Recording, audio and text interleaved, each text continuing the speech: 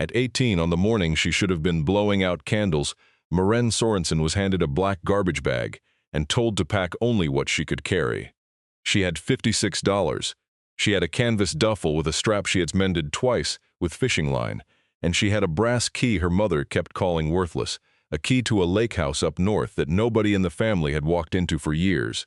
Nobody wanted it, so they gave it to the girl nobody wanted either. Her mother said it was a fresh start. She said it the way a person reads off a bill they expect you to pay. Maren took the bag, took the key, and did not argue, because she had learned a long time ago that arguing only made the leaving take longer.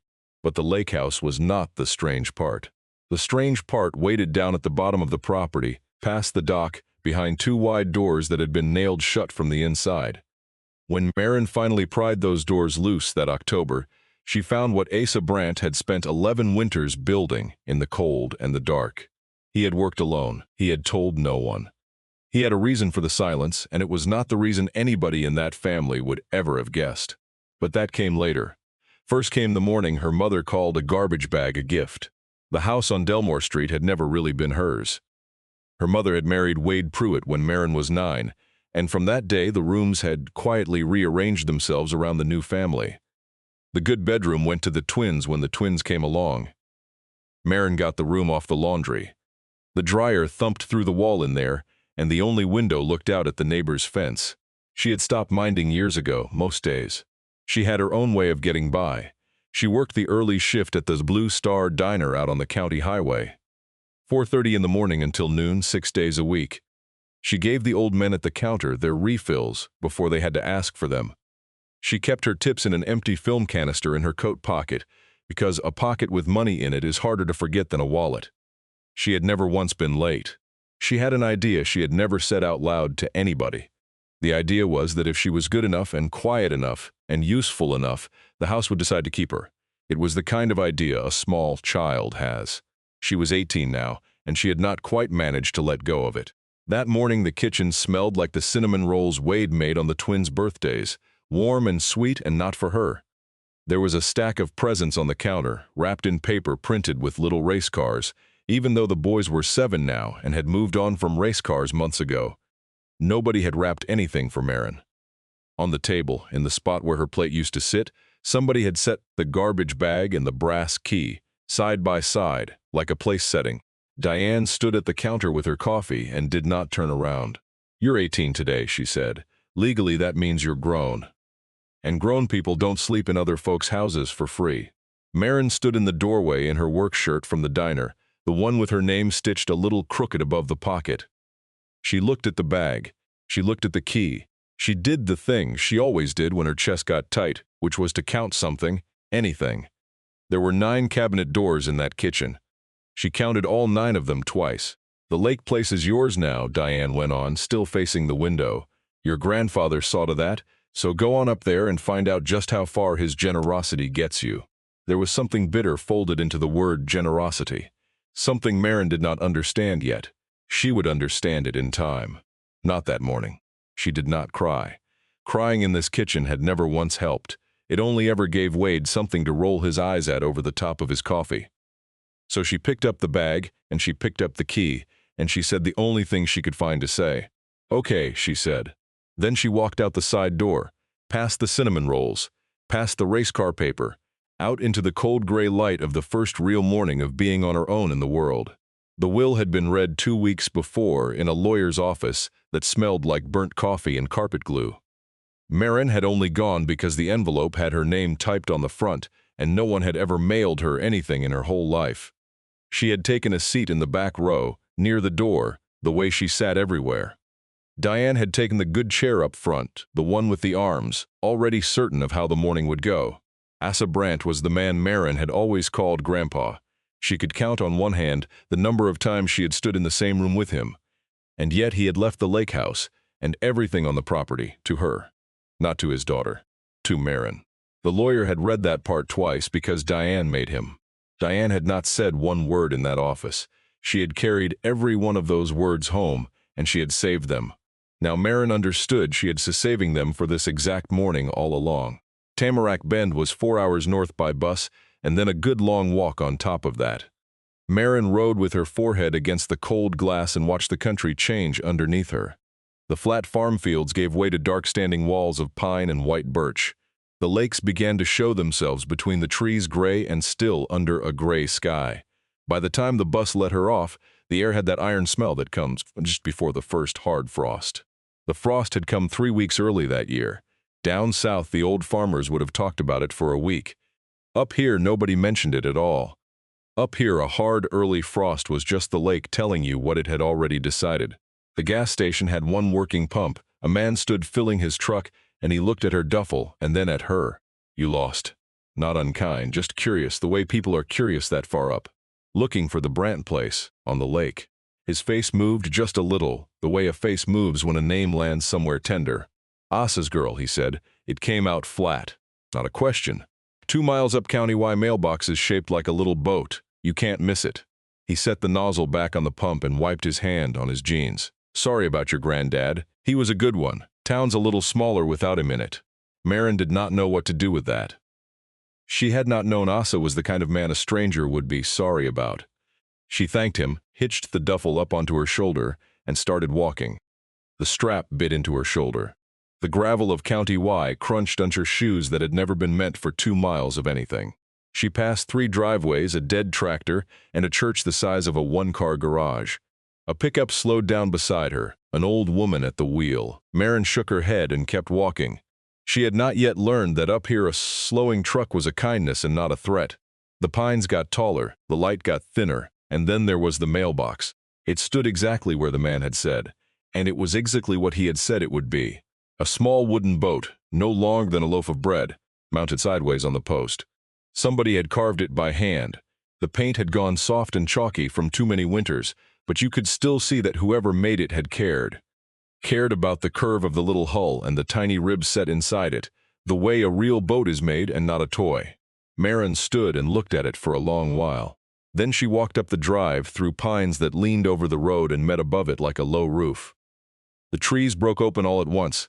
The lake lay out flat and silver in front of her, wider than she had pictured, ringed all around with black timber. There was the house at the top of the slope, low, brown, tired, with a sagging porch and 2 front windows like closed eyes. And down at the water, set right at the edge where the land gave out, sat a long, low building with 2 wide doors facing the lake. The doors were shut. From up here, she could see the boards nailed across them. From up here, it only looked like a place that had been waiting a long time for somebody to come. She did not know yet how true that was. It was 4:12 in the afternoon when Maren put the brass key into the door of a house her mother had sworn was worth nothing, and turned it and stepped across. The door stuck, then gave, and the smell came out to meet her first. Wood smoke, gone cold, cedar, linseed oil, and old coffee, and the particular dusty sweetness of a place that has been up against the weather for a long time. Maren stood on the threshold and let her eyes adjust to the dim. Slowly the house arranged itself out of the gray. It was one big room really, with a kitchen at one end and a wood stove squat and black in the middle. A kettle still sat on top of it. A single coffee cup sat in the dish rack by the sink, washed and turned over to dry, waiting for a hand that was not coming back. Maren looked at that cup longer than she meant to. She set her bag down on the floor. The walls were the part she could not stop looking at. Every flat surface had something hanging on it, and none of it was decoration the way other people meant decoration. There were tools, long-handled planes, and curved knives with a wooden grip at each end, and saws with teeth so fine they looked like combs.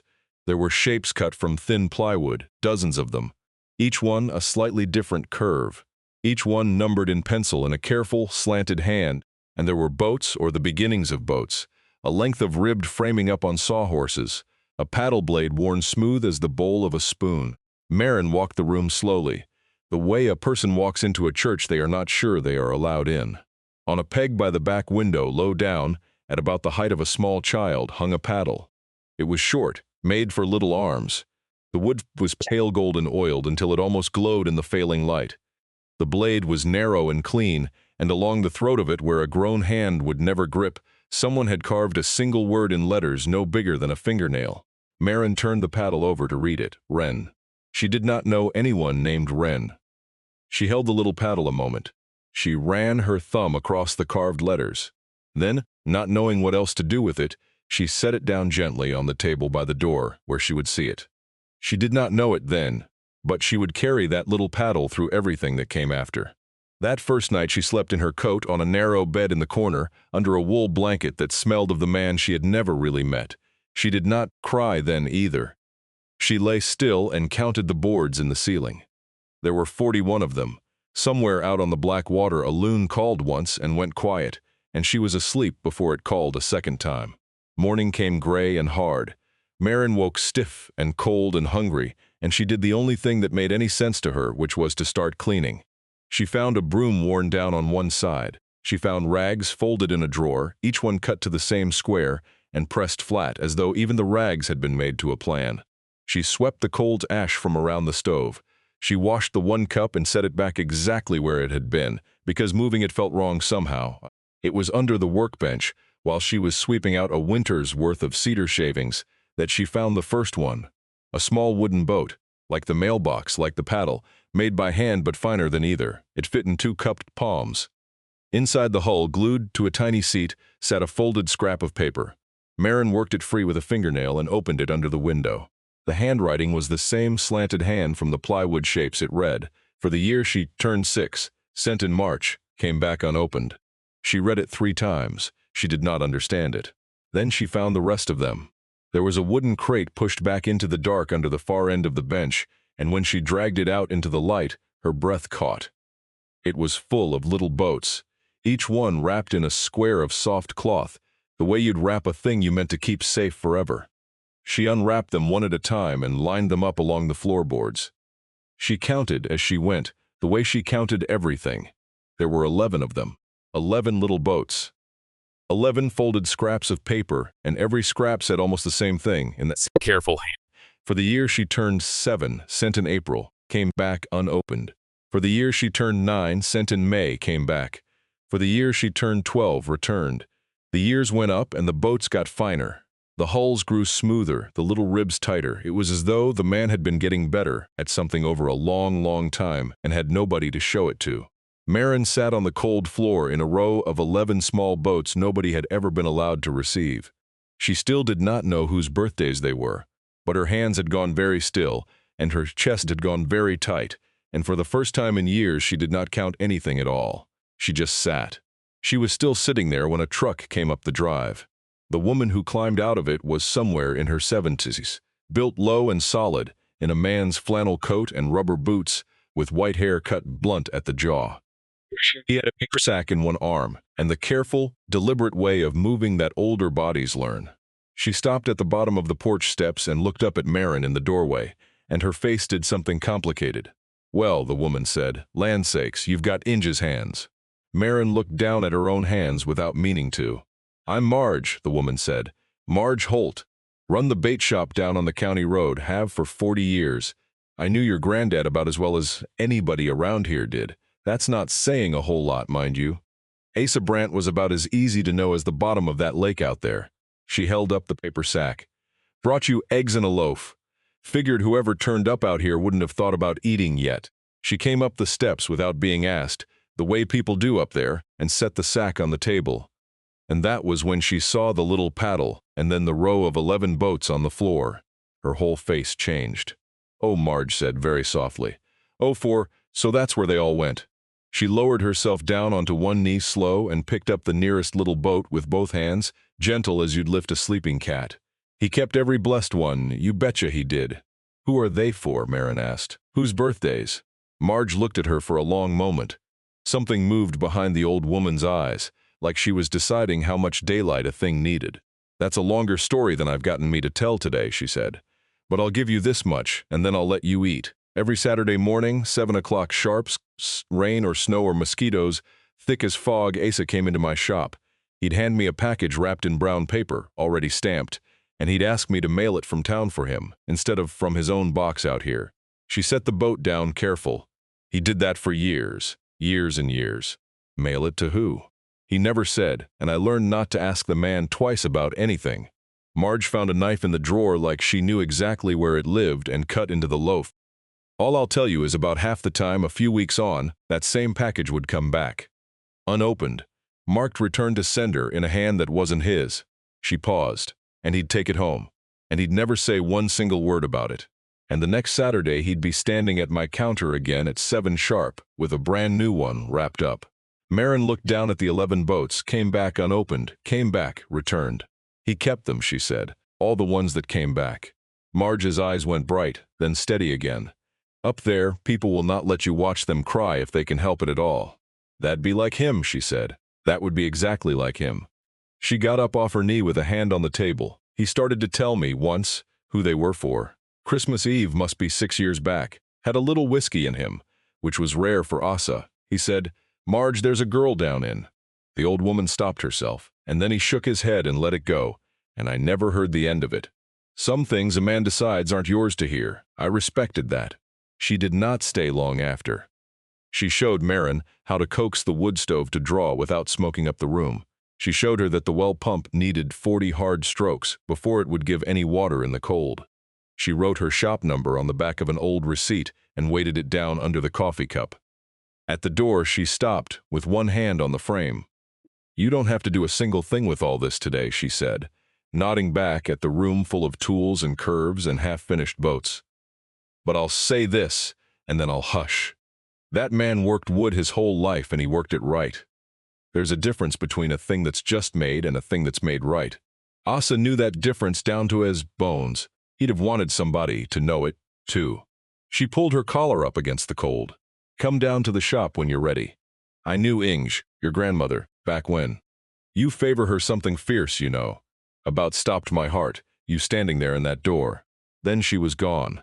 The truck noise faded off down County Y, and the house was quiet again, but it was a different quiet now. It had a shape to it that it had not had before. Over the next several days, Maren learned the house the only way she knew how, which was with her hands. And the more she touched, the clearer the man came. She found his coffee habit first, because it was everywhere. A row of tin cans on the windowsill, each one holding cold black coffee gone to skin on top. At first she thought he had just been a forgetful old man, leaving cups around the way old men do. Then she found the note tacked above the workbench in that same slanted hand. "Hot coffee makes a man hurry. Cedar won't be hurried," and she understood that he had let the coffee go cold on purpose, every single time, so that each sip would slow him down to the speed the wood needed from him. She found the rivet tins next, a whole shelf of them, copper rivets sorted by length, every tin labeled and numbered. Inside the lid of every one the same 4 words, written small, "No Benton's in." It took her a while to puzzle out what it meant. Then she found, in the trash bin under the bench, a whole fistful of copper rivets, each one with a small bend in the shank. Thrown out, never used. Below the 4 words on one of the lids he had added a 5th line, smaller still, almost private, the way a man writes a thing only ever meant for himself. "A bent nail is a lie waiting to happen."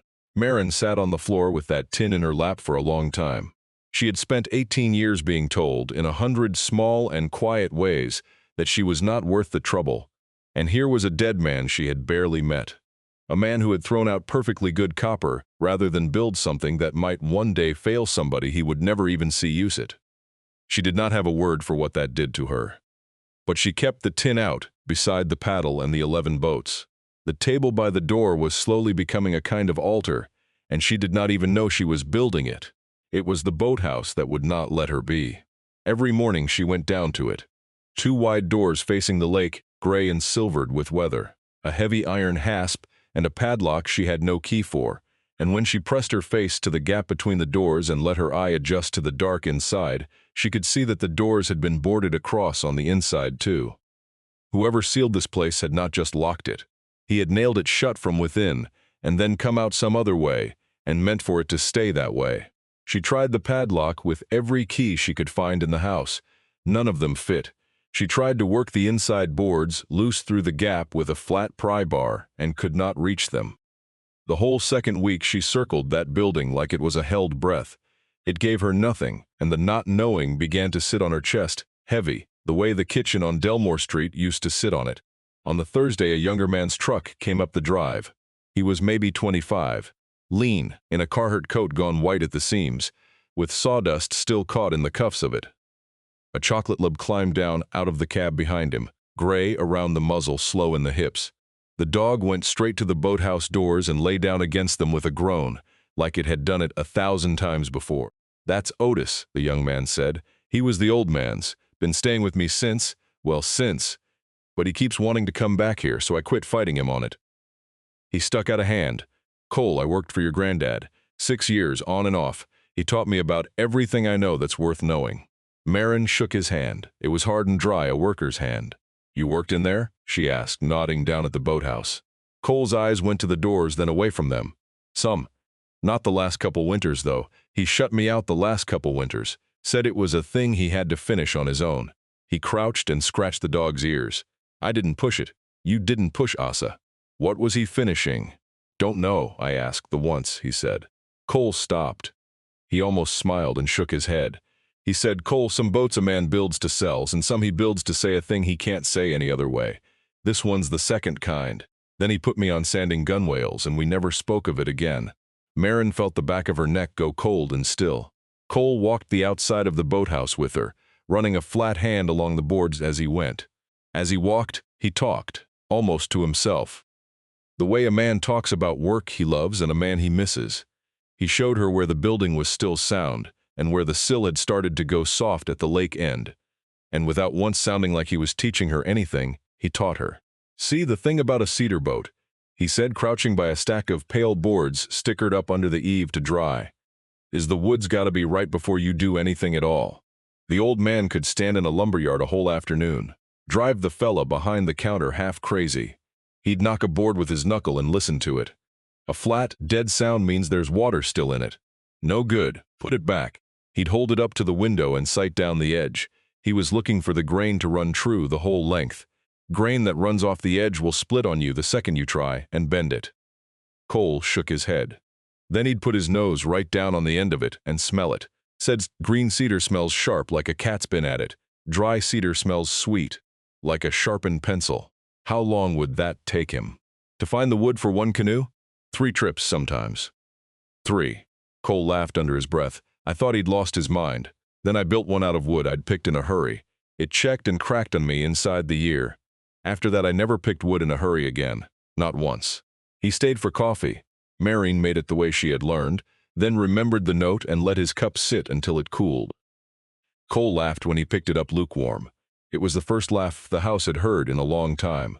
He said that was right. That was exactly how the old man drank it. And then he told her how the boats were built, leaning back in the kitchen chair with his hands moving in the air the way builders' hands always do. "The ribs are the part most folks never think about," he said. "You take white oak green and you cut it thin.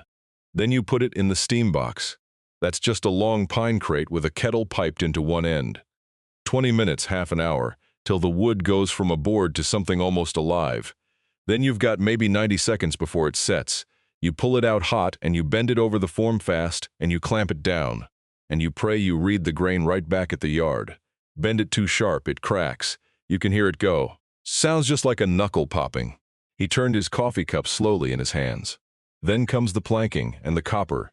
You drive a copper nail through from the outside. On the inside, you slip a little washer over the point. They call it a rove. Then you snip the nail off short till it swells and grips. Clench it, they call that. Do it right, and that boat will outlive the man who built it by 100 years. Do it wrong, and water finds it. Water always finds it in the end." He looked at her. "The old man never did it wrong, not once that I ever saw." Maren thought of the bent rivets in the trash bin and the 4 words written inside the tin lid. She said nothing.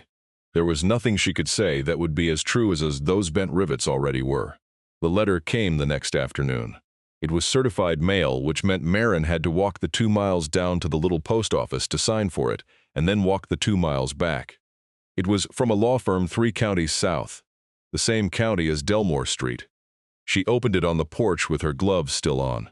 It was full of careful, cold words that all pointed the same way. Her mother, it said, had retained the firm to review the matter of the Brant estate. The lakefront parcel, it said, had been undervalued for tax purposes for many years. A buyer had already expressed strong interest in the shoreline. It would be in everyone's best interest, the letter said, and especially in Maren's own best interest, given her age and her circumstances, if she would sign the enclosed agreement consenting to the sale. Someone would be in touch. There was a number to call. Maren read it twice. Then she went inside and called the number, because she did not yet know she did not have to. It was Diane who answered, not the lawyer, Diane. You got the letter, her mother said. Why, Maren said. It was not really a question. Her voice came out flat and small. He left it to me. He left it to you to spite me, Diane said. That's the only reason that man ever did one thing where I was concerned. You're 18. You don't have 2 nickels to rub together, and you're going to sit up there and let a falling down fish shack rot out from under you, out of loyalty to a dead man who never once lifted a finger for either one of us. A pause, the old bitterness underneath it. That shoreline's worth real money, Maren. More than you'll see in 10 years of pouring coffee. Be smart for one time in your life and sign the paper. Maren stood in the cold kitchen and looked at the table by the door. The paddle, the 11 boats, the tin of rivets, with no bent ones in. She thought about the note she had read, the one in the coffee can, saw her walk to the bus alone in the rain. Wanted to roll the window down, didn't. Never once lifted a finger, Maren repeated. That's right, not once. Then I guess you don't know what's in the boathouse, Maren said. She hung up the phone before her mother could answer. She stood there with her heart going hard, surprised at her own self. She had never hung up on anybody in her whole life. She did not know what was in the boathouse either, but she meant to find out now. If you've come this far into Maren's story, stay with me a minute, because here is the part I held back. What waited behind those nail-jut doors did far more than tell her who the little boats were for. It answered a question she had carried since she was 9 years old, sitting alone in a room off the laundry, listening to a dryer thump through the wall. The question of whether anybody, anywhere, had ever once thought she was worth the trouble. That night she found the ledger. It was not in the workshop. It was in the house, under the floorboards beneath his bed, in a tin box wrapped in oilcloth. She found it only because she had taken to running her hands along every seam in the place. One board moved under a palm when the others did not. Inside the tin was a thick ledger bound in cracked leather. There was a smaller sealed envelope underneath it too, but she did not open that one yet. The ledger took all the air out of the room first. It was not a money ledger, or it was, but not in the way she had expected. Page after page, in that slanted, careful hand going back almost 12 years. Dates down the left side, and beside each date a single line. A school play, 3rd grade, she had one line about a turnip. Practiced it 2 weeks for the one line. Did it perfect. Did not get to go in, watched from the lot. She has Ingie's way of standing, weight all on one foot. First day of high school, new shoes, a half size too big so they'd last the year. Scared. You could see it on her from across the road. The diner, the corner booth by the window. She gives the old men their refills before they ask and won't take a tip off the ones she can tell are pinching. Maren's hands began to shake on the pages. He had been there, at the edges of her whole life. In the parking lots, in the back rows, in the corner booths, where she had never once noticed an old man nursing a cup of cold coffee. The grandfather she had met 4 times in her life had seen her more than 100. He had written it all down, every small, ordinary thing. The careful way a man writes down something precious so he will not lose any of it. And at the bottom of every single entry, like a signature, like a small private prayer, were the same 3 letters, SBW. She did not know what the W stood for, not yet, but she was going to. The next morning she took the flat bar back down to the boathouse, and this time she did not waste a single minute on the padlock. She went straight at the hinges. The iron was old. The wood around the screws had gone soft, with 11 winters of damp coming off the lake. She worked one screw and then the next. The cold bit straight through her gloves. Otis lay against the boards in the weak sun and thumped his tail on the frozen ground every time another one came free. It took her most of the morning. Her hands ached. Her breath hung in the air in front of her face. The lower hinge let go all at once. The right-hand door sagged outward 6 inches against the inside boards, and a long slot of darkness opened down the edge of it. Maren got her face to the gap. The boathouse was colder than the house, and darker, and it smelled of cedar and varnish and lake water all at once. High up under the peak, a single small window let down one gray blade of light, and in that one blade of light, slung in a cradle of ropes and wooden pulleys above the black slip where the lake came in under the wall, hung a boat. Not a piece of a boat. Not a model small enough for 2 cupped hands. A full canoe, long and slender and pale. The cedar planking was laid so close and so fine that it looked less like something built than something grown. The copper rivets ran in 2 long curving rows down the inside of the hull. Where the one blade of light touched them, they caught it, a row of small bright coins in the dark. It was the most finished thing Maren had ever seen in her life. And across the bow, where the name of a boat is carved, in letters cut deep and clean and certain, was a single word. She could just make it out through the gap, in the gray light, in the cold. She knew, before her eyes finished reading it, that the word was going to be her name. The word was her name. Maren worked the rest of the morning getting in. She pried the last of the inside boards loose one at a time and stacked them against the wall the way he would have wanted them stacked. Then she stepped down into the cold dim of the boathouse, onto the narrow plank walk beside the black slip, and she stood under the hanging canoe and looked up at it. It was longer than she was tall by half again. The cedar was so pale it seemed to hold its own light in the dark. She could see now what Cole had meant about wood that was right. Every strip ran true from bow to stern. Not one of them fought the curve. They all bent the same easy way, like water finding its own level. The copper rivets caught the gray light in their two long rows, and along the bow, cut deep and clean and certain, where weather would never reach it under this roof, was the word Maren. She put her hand flat against the hull. The wood was cold and smooth and faintly oiled. Somewhere under her palm was a year of his life, and under that another, and under that another. She did not cry. Not yet. There was something else in the boathouse she had to see first. Along the back wall, above a second workbench, hung a square of cork the size of a window, and it was covered, every inch of it. Maren came close and lifted the one small lantern off its nail and held it up, and the gray dark gave the wall up to her piece by piece. There were ticket stubs, a whole row of them pinned in order. Third-grade spring program, a middle school choir concert, a high school play, 2 seasons of them. He had bought a ticket to everyone.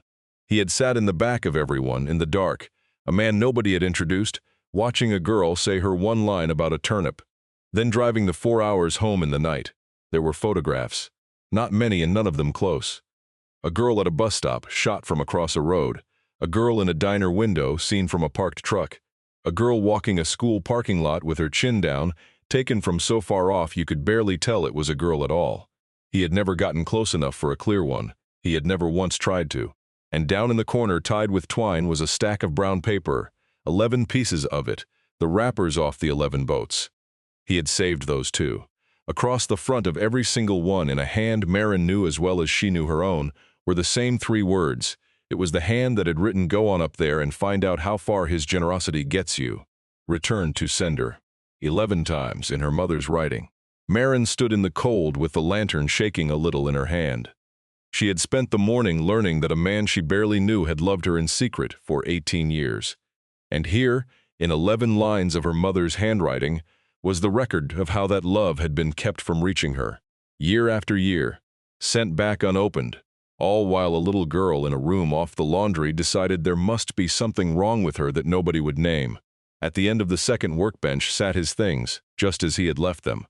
A pair of reading glasses, folded on a closed notebook, a pencil sharpened down to a stub, and a tin can of coffee, gone to nothing now but a dark ring at the bottom, set down mid-cup the last day he worked in here and never finished. He had not been hurrying, he never hurried. Maren looked at that ring of old coffee, and up at the finished canoe hung above the slip, and she understood. He had drunk it cold and slow right to the end, the same as always. He had simply not been given the last few cups he'd planned on. She set the lantern down. She went back up to the house. The tin box was where she had left it under the floorboards. She took out the smaller sealed envelope, the one she had not let herself open. Her name was on the front in the slanted hand. She sat down at the table by the door beside the 11 little boats and the paddle and the tin of rivets with no bent ones in it, and she opened it. It was not short. He had written it the way he built, slow and careful, every line set true. She read it once too fast because her eyes would not slow down. Then she read it again the way it was meant to be read. Maren, it began. If you're reading this, then I'm gone. And you found the box. Which means you're the kind of person who runs her hands along the seams of things. Good. That's how you find what's hidden. That's how I found you. I'll start with the thing your mother never would. I am not your blood. I married your grandmother, the spring your mother turned 6. Diane was already herself by then, already decided about me, and she never once changed her mind. I won't pretend that didn't cost me something. Used to say you can't give a child something her mother's decided she can't have. She was right about most everything. I've come to think she was wrong about that one. So understand me plain, there was nothing that made you mine. No blood, no law, nobody anywhere who'd have blamed me for letting you be. I chose you anyway. I want you to know it was a choice because a thing that's chosen is worth more than a thing you only got born into. You were chosen. By me. The whole time. The first I ever saw you, you were 4. Some cousin's wedding I wasn't rightly asked to. You'd backed yourself into the corner behind the coats, quiet, watching everybody, brown-headed and small. And there was a wren that year nesting up in the boathouse rafters. Plainest little bird the Lord ever made, and it outsang every showy thing in those woods. I thought, well, that's her. That's my wren. I never told you. I'm telling you now. Every Saturday I sent a boat. About half came back. I kept those. A man keeps what he's given even when it's handed back to him. And every night I wrote down what little I'd got to see of you, and I signed it the same 3 letters, and I never told a living soul what they stood for. SBW, they stood for a promise I made the first day they put you out. She'll be welcome. Wherever I am, whatever's left of me, she'll be welcome. The big boat is yours. I named her Plain, your own name, cut deep where the weather can't get at it. You've spent enough of your life in corners. You ought to have one thing out in the open with your name on it. There's a book at the bank in town, in your name. I started it the week you were born. It isn't much by some measures. It's 18 years of a careful man putting away what he could spare. But it's enough to keep the place, if you want to keep it. Don't you let her sell that shoreline? It was never worth nothing. And neither, not for one day of your life, were you? There's a thing I wanted to say to you out loud the day you turned 18. I had it all worked out, how I'd start, where I'd stand. But, build something, Wren. Build it right. No bent nails. Maren read the letter 4 times. Then she put it down on the table. She put her face in her hands, and she cried the way you cry when a thing you needed your whole life arrives too late to thank anybody. For she cried for a long time.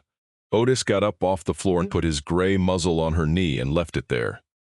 The old dog had probably done the same for the man who wrote the letter. She let him. When she was done, the light had moved all the way across the floor. That night she could not sleep, so she got the ledger out again. This time she read it slow, the way you read a thing you mean to keep. And some of the entries she could match to her own memory. That was the part that took the wind out of her. There was a line dated 1 rainy April. Stood across from the diner an hour. She came out the side in the rain, no umbrella, walked to the bus with her arms crossed, wanted to drive her, couldn't.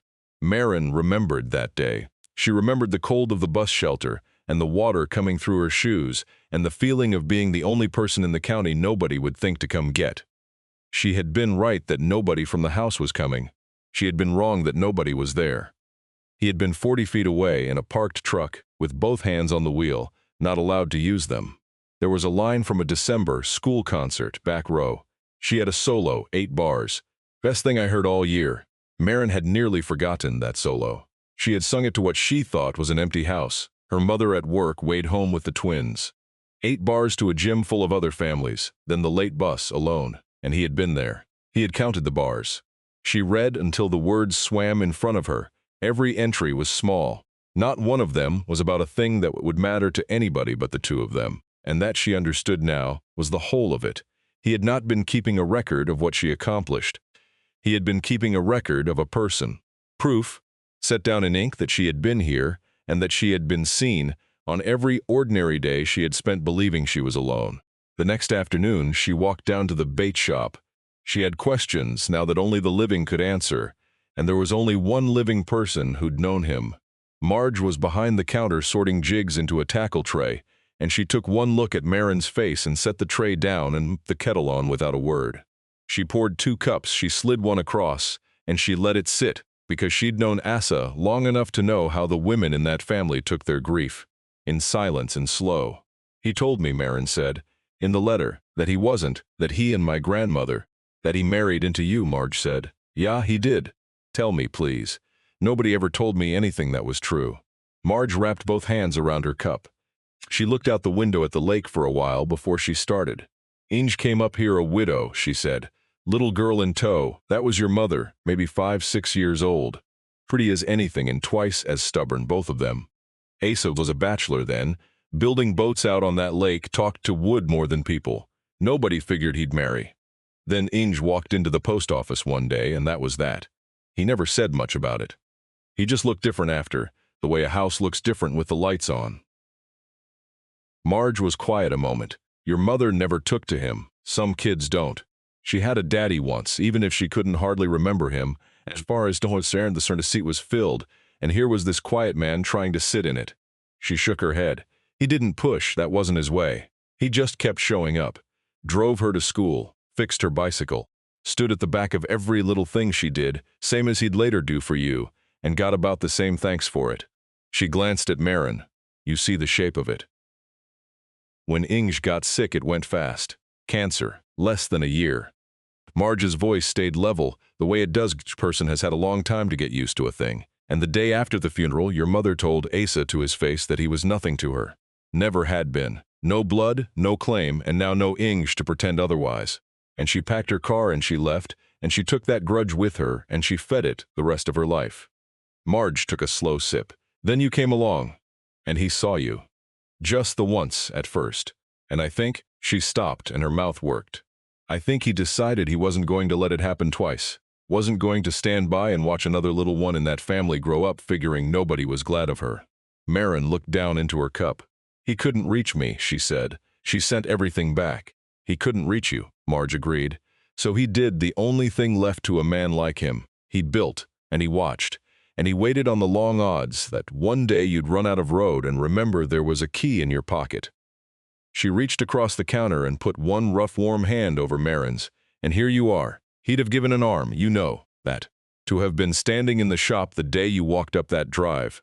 Maren turned her hand over and held the old woman's, and the two of them sat there while the coffee went cold, the way it was always going to. She went to the bank the morning after that. It opened at 9. She was there at 10, standing in the cold by the door the way her grandfather had stood in parking lots for 18 years. The teller was a heavy-set man who had known Asa the way everybody in Tamarack Bend had known him a little and nobody much. He found the passbook in the back without making her explain herself twice. He slid it across the counter. Maren opened the soft, worn cover and ran her finger down the long column of deposits. They were small. That was the thing that undid her all over again. They were small and they were endless. A little put in the first week of every month going back 18 years never missed. Not the month Inge died, not the months the boats came back, $40, $60. Once, only $12, the winter a storm took half his shed roof, when he must have had real repairs to make and put in 12 anyway, rather than break the streak. At the bottom the balance read $216,840 and some odd cents. Maren stood at the counter and did the arithmetic she could never help doing. The arithmetic of a girl who kept tips in a film canister, 18 years. A man who sold a boat or two a year, drank cold coffee, wore the same flannel coat for 20 winters.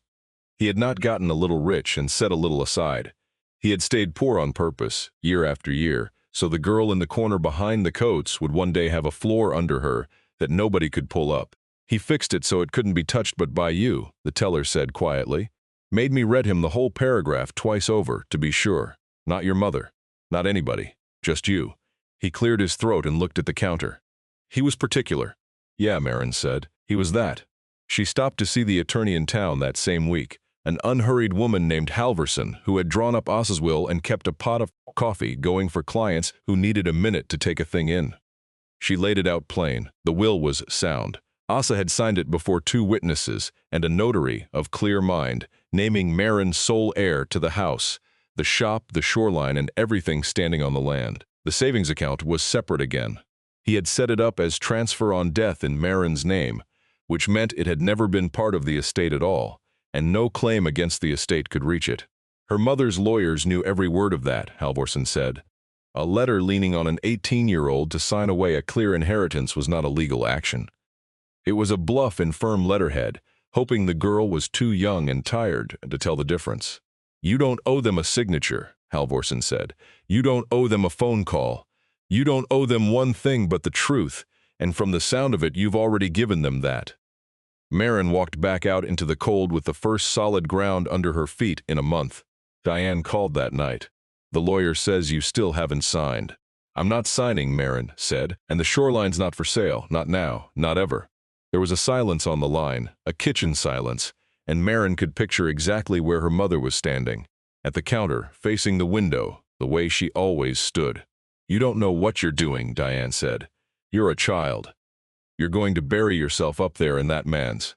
"You knew," Maren said. It came out steady. "All those years, the packages. He mailed them through Marge so the postmark wouldn't say the lake, so you wouldn't have an address to send them back to. But you found a way. You sent every single one of them back, 11 of them." The silence again, longer this time. "He had no right," Diane said at last. Her voice had gone thin, gone down to something younger and worse. "He married my mother. He was not my father. He didn't get to just decide that he was."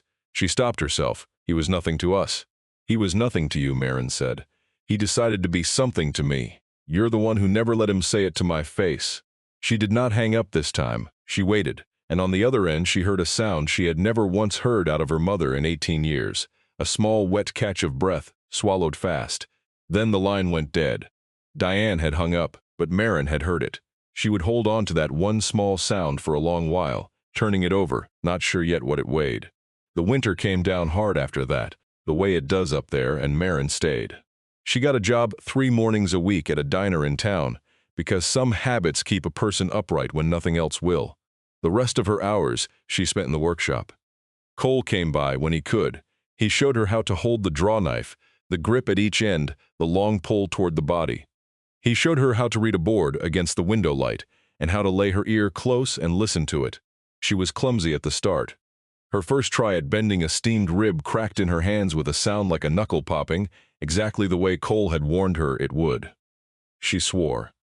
Cole laughed and handed her another length of oak. He told her the old man broke 100 ribs before he ever kept one. She kept the broken ones in a separate can. She did not throw them out. She had a feeling Asa would have understood that. The steam box taught her patience the hard way. Too few minutes and the wood fought her and split. Too many and it went monosoft and would not hold the curve.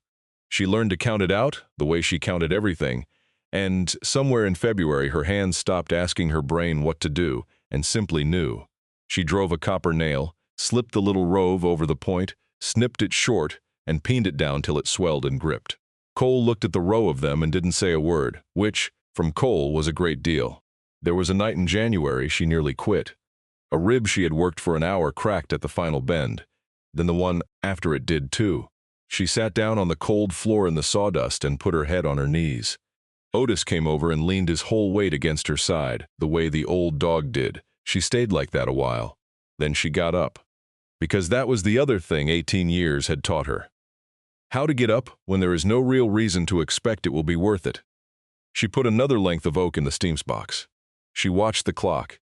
She counted the minutes out loud to the empty room, and the next rib came off the form clean and held its curve, and she clamped it and stood back and looked at it. For the first time in her life she had made a thing that was right, with her own 2 hands, in a place that was hers. She left the shop light burning that night when she walked up to the house. She told to herself it was so she could see the path. That was not really why. By the time the ice went off the lake, she could build. The morning they launched the canoe, the whole town seemed to know about it somehow, the way a small town knows things without being told. Trucks came up County Y and parked all along the drive. Marge came in her flannel coat with a thermos and a folding chair. The teller came. Men Maren had never met came too. They had bought boats off Asa, or sold him lumber, or just sat near him at the supper club on a Friday night. They stood with their hands in their pockets and their hats off. Up there, a hat held in 2 hands is most of what a man will say at a thing like this.